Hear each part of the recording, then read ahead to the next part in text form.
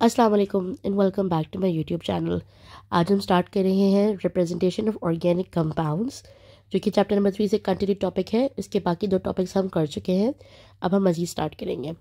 Organic chemistry basically है क्या, ये हमने फर्स्ट लेक्चर में भी पढ़ा था कि ऑर्गेनिक केमिस्ट्री क्या है। Basically study of hydrocarbons and their derivatives. अब ये हाइड्रोकार्बन और उसके डेरिवेटिव से क्या मतलब है कि ऐसा कंपाउंड जिसमें कार्बन भी शामिल हो और हाइड्रोजन भी शामिल हो। फॉर एग्जांपल हमारे पास है ये ग्लूकोज का फॉर्मूला C6H12O6। अब इसमें हमारे पास कार्बन भी है, हमारे पास हाइड्रोजन भी है, लेकिन इसमें ऑक्सीजन है। तो क्या ये कार्बोहाइड्रेट एक ऑर्गेनिक कंपाउंड हुआ? बिल्कुल हुआ। क्यों? क्योंकि इसमें कार्बन भी है और हाइड्रोजन भी है और ये इसका डेरिवेटिव है। ठीक है, मेरे पास है C6H6, ये क्या है? हमारे पास बेंजीन। इसी तरह से हमारे पास शुगर है C12H22O11।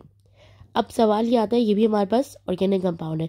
सवाल ये आता है कि ये कार्बन डाइऑक्साइड क्या ऑर्गेनिक कंपाउंड है? नहीं।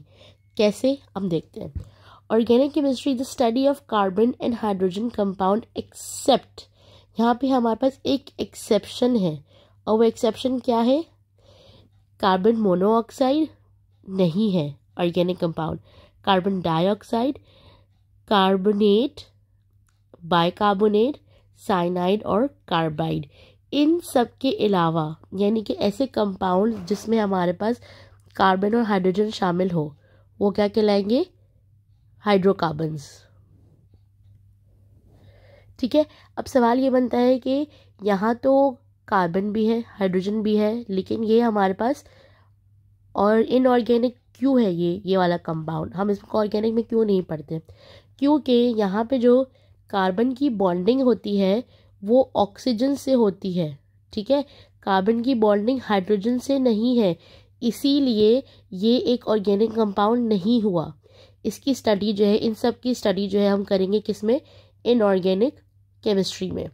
अब हमें ये समझ आ गया, तो ऑर्गेनिक केमिस्ट्री फिर क्या हुई? ऑर्गेनिक केमिस्ट्री एक ऐसी ब्रांच केमिस्ट्री की जिसपे हम स्टडी करें किसको?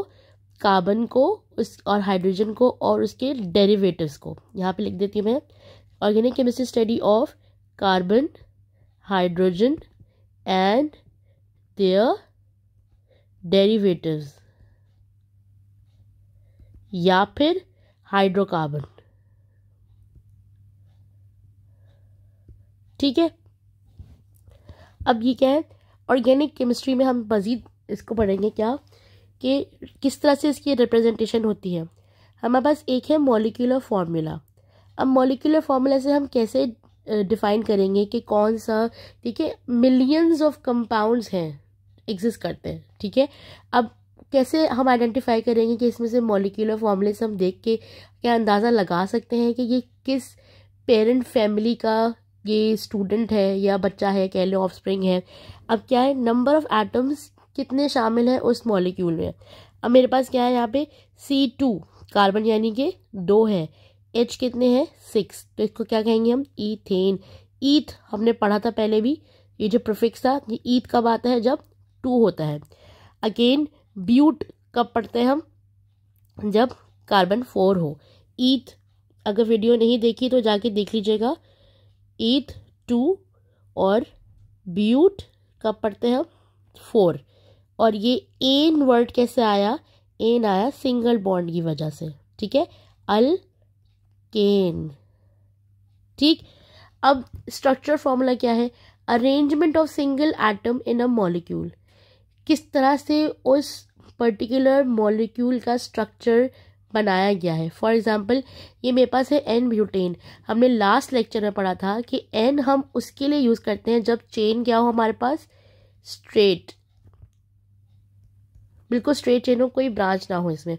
अब ये मेरे पास क्या है? Butane, n butane. मुझे ये पता है कि कार्बन के साथ कोई और एलिमेंट नहीं होगा, दैट इज सो अंडरस्टूड। और अगर वो प्रॉपर सेटिस्फाइड भी हो तो वो चेन क्या कहलाएगी? वहाँ पे क्या और कौन सा एलिमेंट होगा?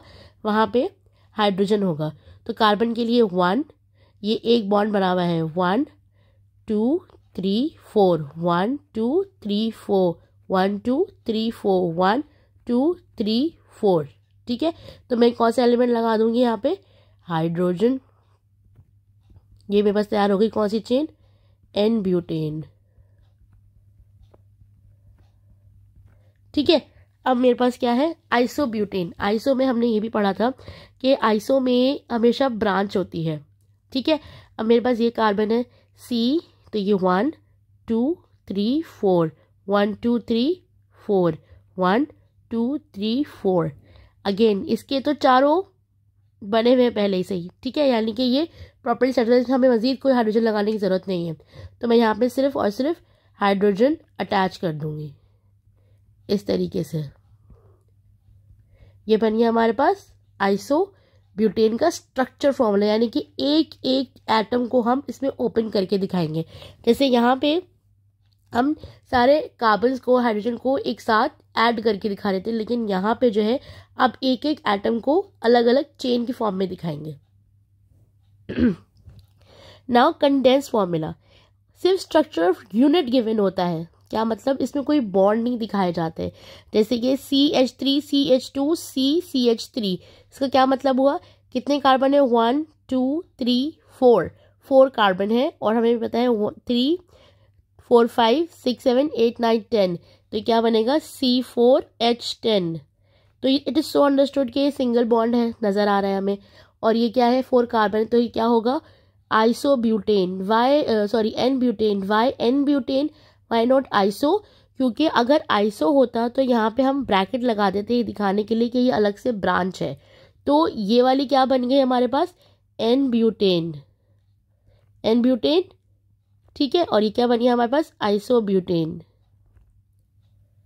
आइसो क्यों लगाया, क्योंकि यहाँ पे हमने अलग से दिखाया हुआ ब्रैकेट लगा के कि ये ब्रांच थी यहाँ पे। ठीक, डॉट एंड क्रॉस फॉर्मूला, ये लुईस एसिड्स एंड बेस भी हम पढ़ते हैं कि इसमें बेसिकली दिखाते हैं कि किस तरह से इलेक्ट्रॉन की, यानी कार्बन और हाइड्रोजन के इलेक्ट्रॉन की शेयरिंग हुई है। तो यहाँ पे मैंने कार्बन के जो इलेक्ट्रॉन है उनको ग्रीन कलर से दिखाया हुआ है, जबकि जो हाइड्रोजन के इलेक्ट्रॉन्स हैं उनको किससे दिखाया हुआ है, मैंने ब्लू क्रॉस से दिखाया हुआ है। ठीक है, तो यहाँ पे ये अगर देखें हम प्रॉपर तरीके से कि कार्बन का किससे किस तरह से बॉन्ड है। फॉर एग्जाम्पल हम यहाँ से स्टार्ट करते हैं, ब्यूटेन है, सिंगल बॉन्ड की चेन है ब्यूटेन। 1, ये देखिए 1 2 3, एक ये 4। तो अब ये क्या हुआ, इसके साथ कितने 1 2 3, एक ये क्रॉस है, यानी कि इसका मतलब क्या हुआ कि इसके चारों कार्बन जो है वो सेटिस्फाइड है। इसके भी देखें 1 2 3 4, 1 2 3 4, 1 2 3 4, सबके सारे जो कार्बन है वो सेटिस्फाइड है। अब हम देख लेते हैं कि क्रॉस क्या सारे हाइड्रोजन सेटिस्फाइड है या नहीं। एक क्रॉस, ठीक है, hydrogen hydrogen hydrogen hydrogen hydrogen hydrogen hydrogen hydrogen hydrogen. तो यानी कि ये डॉट एंड क्रॉस फॉर्मूले से हम दिखा सकते हैं कि किस तरीके से ब्यूटेन बनेगा। हमारी बुक में शायद प्रोपेन का भी दिया हुआ है। तो हमारे पास 3 कार्बन है। ठीक है, अब देखें यहाँ पे किस तरह से 1 2 3 4, यानी कि इन दोनों के दरमियान बॉन्ड जो बना हुआ है उसको एक से दिखाया हुआ है, 1 2 3 4, 1 2 3 4। ठीक है, अब जो बचा वो क्या है, क्रॉस, यानी कि हाइड्रोजन का जो बॉन्ड है वो किससे बन रहा है, हमारे पास कार्बन से बन रहा है। तो जो हाइड्रोजन के जो बॉन्ड है उसको क्रॉस से दिखाया हुआ है, और जो कार्बन के बॉन्ड है उनको ग्रीन डॉट से दिखाया हुआ है। तो ये कितने कार्बन की चेन है, 3। तो 3 को हम क्या कहेंगे, प्रोप। ठीक है, प्रोप को क्या कहेंगे, तो और सिंगल बॉन्ड तो क्या लगेगा, एन, प्रोपेन। ठीक है, हमने ये याद किया था कि अल्केन में हमारे पास क्या होता है, सिंगल कार्बन होता है। तो एक कार्बन एक टाइम पे कितने बॉन्ड बना सकता है, 4 बॉन्ड बना सकता है। तो इसमें कितने हाइड्रोजन लग जाएंगे, यहाँ पे 4 हाइड्रोजन लग जाएंगे। Methane, why meth, meth क्या है हमारा प्रीफिक्स है, और सफिक्स क्या हमारे पास, एन, मीथ एन। यानी कि क्या हो गया, मीथ मतलब सिंगल कार्बन, एन क्या है हमारे पास एक सफिक्स है, एक पेरेंट फैमिली है, तो इसका नाम हम कहते हैं मीथेन। नेक्स्ट लेक्चर में हम नॉमेनक्लेचर स्टार्ट करेंगे, सो स्टे ट्यून्ड।